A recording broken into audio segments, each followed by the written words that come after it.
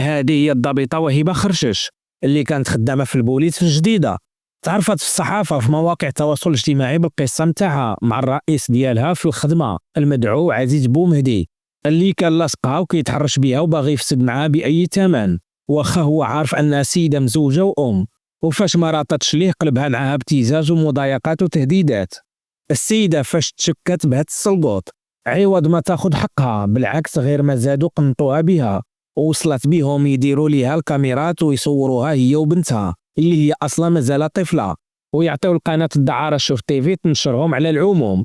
وبما ان الامر جاي من الفوق كاع المواقع واليوتيوبر في المغرب شدوا السكاكن والسيوفه وبداو تيقطعوا في اللحم ديال هاد السيده ويشويو فيه، وما خلاو حتى شي اشاعه ولا اهانه ولا تهمه الا ولصقوها فيها.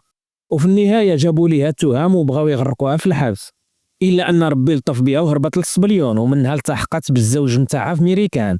السيده واخا سمحت لهم في الجمل وما جمل الا انهم بقاو تينشروا عليها الاشاعات والتهم ويطعنوا ليها في شرفها وشرف فاميلتها وشدوا ليها اخوها في الحبس. وحتى القنوات الرسميه ومواقع اخباريه من المفروض تكون على الحياد، كلش تجند باش يسب ويطعن في شرف هاد السيده.